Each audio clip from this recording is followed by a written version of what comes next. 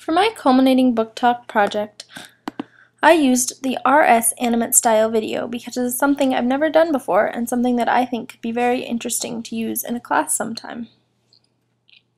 I read the book Mini Lessons for Literature Circles by Harvey Daniels and Nancy Stieneke. This book was extremely useful and provided lots of sample lessons to use when establishing literature circles in your own classroom. It also helped give me the nuts and bolts of how to run literature circles in an effective way that will help me nurture students into citizens who are both able and eager to read. So you may be wondering why. Why use literature circles? Chapter 1 in this book tackles that question, as well as outlines how literature circles work and how mini lessons will help implement them within your classroom.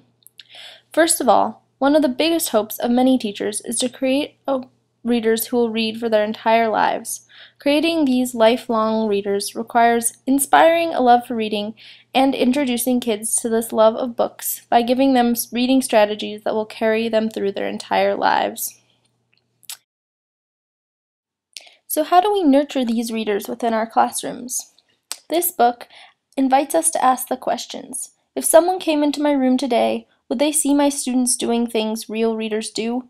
What activities, what interactions am I promoting that truly invite kids into the world of books, writers, and ideas?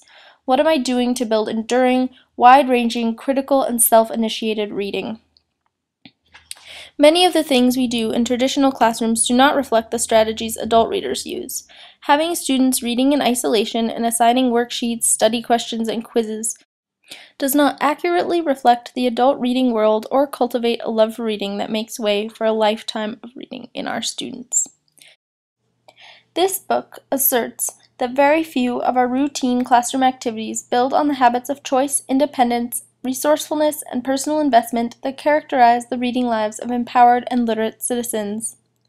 Instead, these methods reflect a more teacher-centered idea of instruction where the teacher chooses the text and sets the reading calendar. What Literature Circles attempts to do is take the attention off the teacher and gives the students the opportunity to make choices about their own reading and learning. In this book, Daniels and Stieneke define literature circles as small, peer-led discussion groups whose members have chosen to read the same article, poem, book, or novel and talk about it with each other. Students form groups of around 5 or 6 based on a common interest in reading the same text. Different groups read different texts. They set their own calendar and run their own discussions. Grouping is by text choice, not by the ability or tracking, and discussion questions come from students, not the teacher or textbook. In the adult world, these sort of groups are known as book clubs. Adult book clubs operate in many of the same ways as these literature circles.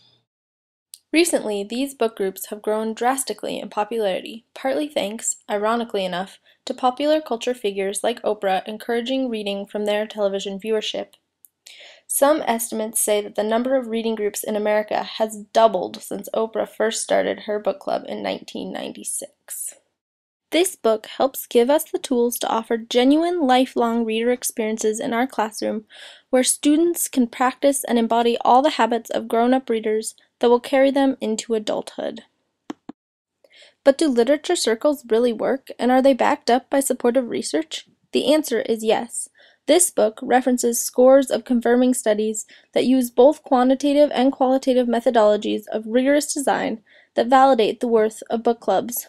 Book club-type discussions have been linked to higher reading levels and achievement at a variety of grade levels. So by now you may be pretty sold on the idea of using some form of literature circles in your classroom someday. And you may be wondering how exactly to implement them and teach your students the skills they will need to be successful in a world that is much more dependent on them and their peers, and where less focus is on you, the teacher. Luckily for you, this book has lots of practical advice written up in the form of mini lessons. Most of this book is composed of mini lessons, and they are organized by what they will teach and how they will teach it. These mini lessons range from anywhere from 5 to 15 minutes, although some may be as long as 20 to 30 minutes. These short, focused lessons are teacher-directed and can be used before or after any literature circle meeting. They can also be integrated normally throughout the teaching calendar. The mini lessons covered in this book involve three major overlapping topics. First, the social skills necessary for effective small group discussion.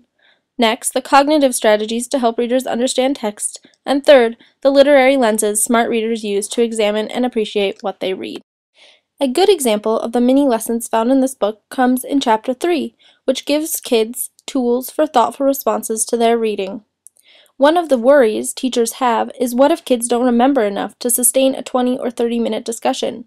What if we send our kids off to book clubs and they sit there staring at each other with nothing to say? We need kids that have plenty to talk about and arrive ready for discussions. This chapter alone has mini lessons to teach your students roll sheets, response logs, how to use post-its, bookmarks, drawing, and text coding to record their thinking. Each of these strategies builds on something adult readers do, connecting the books to themselves and their world, creating images to remind them of what they read, and circling questions that they want to come back to. All in all, this book is filled with practical advice on how to get literature circles started in your classroom. It is well worth the read.